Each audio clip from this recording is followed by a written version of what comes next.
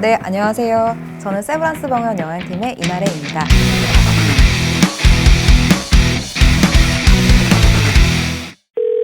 네, 안녕하세요. 병원 누나입니다. 네, 안녕하세요. 저는 세브란스 병원 영양팀의 이나래입니다. 네, 선생님, 오늘도 췌장암과 담도암에 대해서 질문들이 참 많이 왔는데요. 첫 번째 질문입니다. 이 췌장암과 담도암에서 꼭 먹거나 먹지 말아야 할 식품이 따로 있나요? 네, 정말로 많이 받는 질문 중에 하나인데요. 특별히 암을 치료하는 식품이나 영양소가 있는 것은 아닙니다. 일부 암에 좋다는 식품들이 항암이라든지 면역 관련된 기능이 연구가 진행이 되는 건 사실이지만 아직 인체 대상으로 한 실험 결과가 많이 부족하고요. 또 쓰시는 약제랑 상추작용이 있을 수도 있고 또 간이나 신장 기능이 떨어지는 등의 여러 가지 부작용도 있을 수 있어서 저희가 권장해 드리지 않습니다. 저는 오히려 식품의 종류를 따지시기보다는 식습관에 조금 더 신경을 쓰시면 좋겠는데요. 과식하거나 편식하거나 빨리 드시는 식습관 주의해 주셨으면 좋겠습니다. 아무래도 췌장 담도가 소화와 연관된 기관이다 보니 과식하셔서 많은 양의 음식을 드시거나 빨리 음식을 드시면 소화가 잘 안 되실 수 있습니다. 그리고 췌장과 담도에 무리가 될 수 있고요.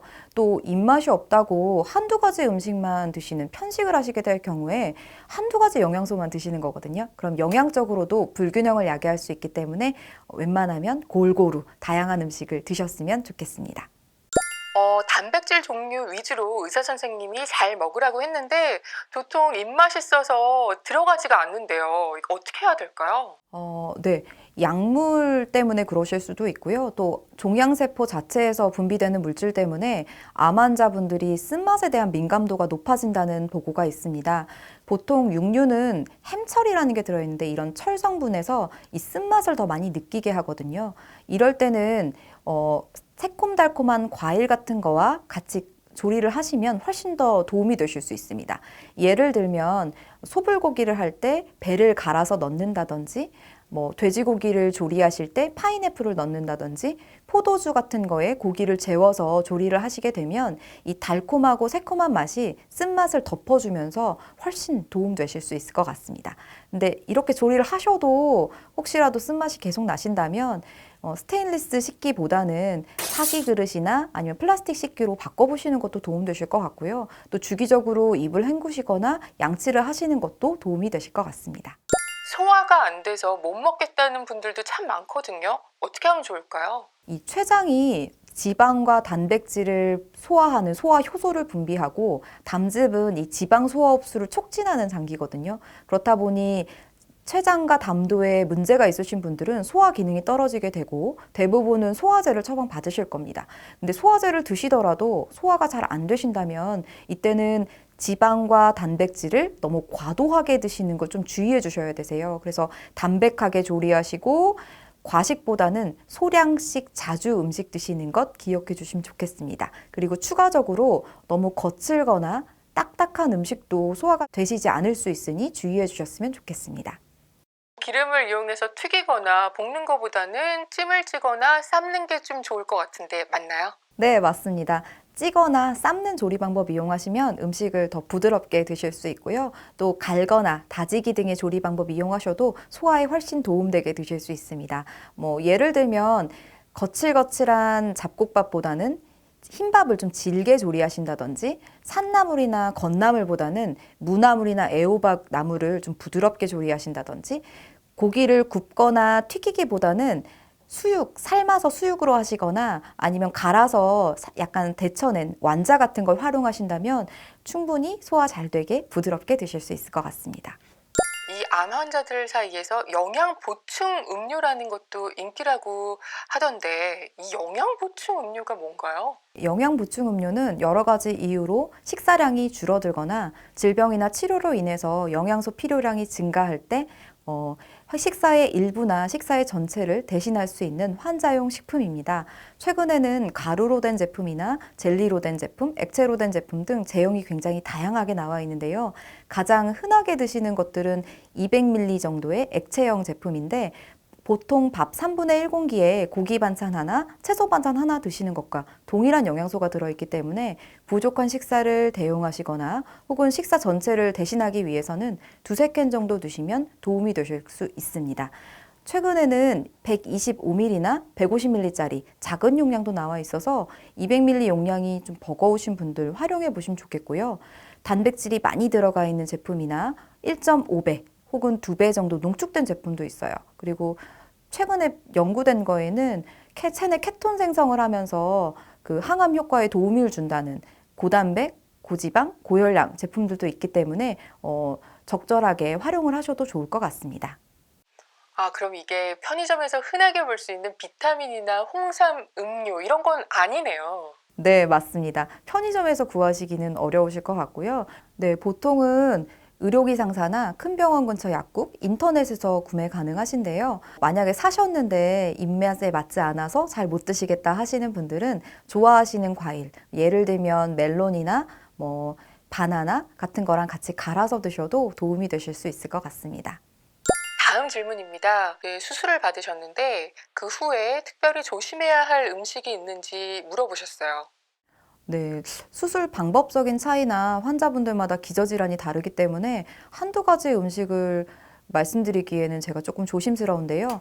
경험적으로 환자분들이 수술 직후에는 마취제 사용 때문에 장의 움직임이 조금 둔화되어 있습니다. 이때 인절미 같은 찰떡이나 곶감 같이 말린 과일, 그리고 찐 고구마 같은 것들 드셨을 때 일시적으로 장벽에 눌러붙어서 장폐색 증상이 나타나시는 경우가 있어요. 그래서 이런 부분 조심해 주셨으면 좋겠고요.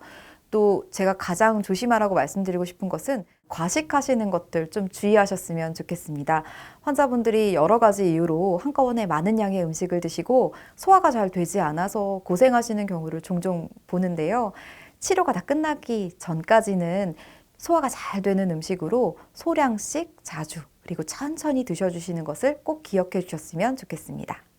췌장암 수술을 받고요. 항암 치료 중인데 의사 선생님들이 항암 치료 중에 잘 먹어야 된다고 강조를 하셨대요. 근데 이분이 당뇨가 있어서 먹기만 하면 당이 올라갈까 봐 걱정인데 어떻게 해야 될까요? 치료에도 우선순위가 있습니다. 먼저 수술 후 항암 치료 중이시라면 주치의 선생님께서 말씀하신 것처럼 일단 잘 드시면서 기력 회복하시고 치료에 잘 버티시는 게 우선적이실 것 같고요. 어느 정도 환자분의 컨디션이 양호해지는 치료의 안정기에 도입되셨을 때 그때 혈당 관리에 대해 고려하셔도 좋을 것 같습니다. 그러면 이렇게 해서 치료의 안정기가 들었어요. 그 다음엔 당 조절을 어떻게 해야 될까요? 네, 이때는 당뇨 식사요법 실천하시면서 그 혈당 조절하셨으면 좋겠는데요. 식사 원칙이 워낙 다양하지만 이 시간 중요한 두 가지 꼭 말씀드리고 싶습니다. 첫 번째, 규칙적인 식사 시간에 드셔주세요. 입맛이 없다고 해서 끼니를 거르게 되면 그 다음 끼니가 폭식이나 과식으로 이어질 수 있고 또 고구마나 빵, 과일 같이 탄수화물로만 이루어진 간식 드셔서 혈당 많이 올라가는 경우들이 있으시거든요. 이런 경우가 혈당 관리가 제일 안 되는 대표적인 예입니다. 두 번째, 단 음식은 조심해 주세요. 콜라, 사이다 같은 탄산음료나 과일 주스, 꿀, 요구르트 이렇게 달달한 음식 드시면 혈당이 급격하게 오르실 수 있습니다. 단순당 때문인데요. 이렇게 단 음식은 혈당 관리에 좋지 않으니 주의해 주시면 좋겠습니다. 재발 방지를 위한 특정 식품이 있냐고 물어보셨어요. 최근에 과일과 채소에 들어있는 파이토케미칼이 항산화나 항면역 그리고 항암과 관련된 기능들이 여러 연구에서 보고가 되면서 주목받고 있는데요. 그렇기 때문에 재발 방지를 위해서는 하루에 400g 이상의 채소와 과일을 드실 것을 권장드립니다. 보통은 김치를 제외하고 채소 반찬을 두세 가지 정도 매 끼니마다 드시고 간식으로 과일을 한두 가지 정도 드시면 400g을 충분히 채우실 수 있습니다. 이때 파이토케미칼은 채소의 색소 성분 그리고 향미 성분에 많이 들어있기 때문에 기왕이면 색깔이 예쁘고 향이 좋은 것들 선택하시면 더 도움되실 것 같고요. 또 췌장과 담도암 둘 다 체지방이 많을수록 발병 위험이 높아지기 때문에 건강 체중 유지하시기 위해서 활동량 유지하시고 체중 조절 잘 해주셨으면 좋겠습니다. 네, 마지막 질문입니다. 요즘 유산균에 대한 질문들이 정말로 많이 들어오는데요.